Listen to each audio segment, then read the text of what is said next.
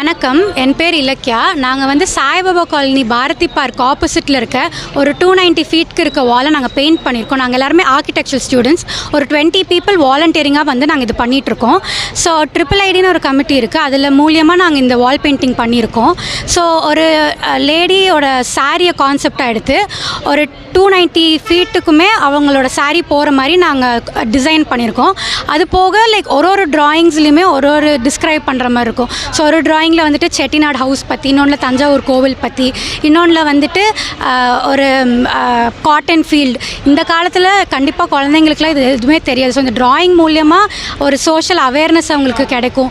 ஒரு லைக் இப்போ பார்க்குக்கு வரவங்க எல்லாருமே இதை கண்டிப்பாக பார்ப்பாங்க. அதனால் அவங்களுக்கு ஒரு அவேர்னஸும் கிடைக்கும்.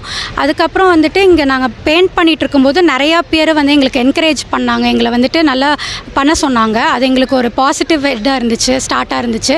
ஸோ இந்த மாதிரி கண்டிப்பாக நாங்கள் இன்னும் நிறையா பெயிண்டிங்ஸ் பண்ணி கோயம்புத்தூர் சிட்டியை இன்னும் அழகாக ஆக்குவோம். இதோட நோக்கம் என்ன? நீங்கள் 290 ஃபீட் பண்ணீங்க, அதோட நோக்கம் என்ன? இங்கே வந்துட்டு இந்த இடத்துல வந்துட்டு ஃபஸ்ட்லாம் ரொம்ப குப்பையாக இருக்கும். ஸோ இப்போ நாங்கள் இந்த இடத்த க்ளீன் பண்ணி பெயிண்ட் பண்ணனால இதுக்கப்புறம் யாருமே இங்கே கண்டிப்பாக குப்பை போட மாட்டாங்க. இது வந்துட்டு ஒரு நல்ல ஒரு ஸ்ட்ரீட் பியூட்டிஃபிகேஷன் மாதிரி தான் நாங்கள் இப்போ பண்ணியிருக்கோம். ஸோ கண்டிப்பாக ஒரு பாசிட்டிவ் சைடாக தான் இருக்கும் இந்த பார்க்குக்கு இந்த இடத்துல. உங்களோட எக்ஸ்பீரியன்ஸ் எப்படி இருக்குது? எக்ஸ்பீரியன்ஸ் வந்துட்டு நிறைய நாங்கள் கற்றுக்கிட்டோம். நாங்கள் வந்துட்டு லைக் காலேஜில் படிச்சுட்டே மட்டும்தான் இருப்போம். பட் இது வந்துட்டு எங்களுக்கு நிறையா பேரு கூட மிங்கிள் பண்ணுறதுக்கு ஹெல்ப் பண்ணுச்சு. ஸோ இது மூலமாக நாங்கள் நிறையா கற்றுக்கிட்டோம், லைக் எப்படி ஒர்க் பண்ணணும் அப்படின்னு. அவேர்னஸ் மக்களுக்கு கொடுக்குறதுக்காக என்ன அவேர்னஸ்? நாங்கள் இங்கே இருக்க ஒரு 2-3 டெட் ட்ரீஸ் இருக்குது. அந்த டெட் ட்ரீஸை நாங்கள் வந்து கட் பண்ணாமல் அதிலும் நாங்கள் பெயிண்ட் பண்ணியிருக்கோம். ஸோ ஒரு இல்லாத உயிருக்கு உயிர் கலர் மூலியமாக கொடுத்த மாதிரி நாங்கள் பண்ணியிருக்கோம். அதுக்கப்புறம் வந்துட்டு ஆப்போசிட் சைடில் வந்துட்டு நாங்கள் வந்துட்டு லைக் சோஷியல் அவேர்னஸ் மாதிரி, சேவ் வாட்டர், அந்த மாதிரி குளோபல் வார்மிங் அந்த மாதிரி நாங்கள் கொடுத்துருக்கோம். இது வரையறதுக்கு எவ்வளோ டைம் ஆகுது? இது எங்களுக்கு டோட்டலாக 1 வீக் ஆச்சு இந்த ஹோல் 290 ஃபீட்டுமே பண்ணுறதுக்கு. கொஞ்சம் கஷ்டமாக தான் இருந்துச்சு. பட் நாங்கள் எப்படியோ நாங்கள் எல்லாருமே சேர்ந்து அதை முடிச்சு கொடுத்துட்டோம்.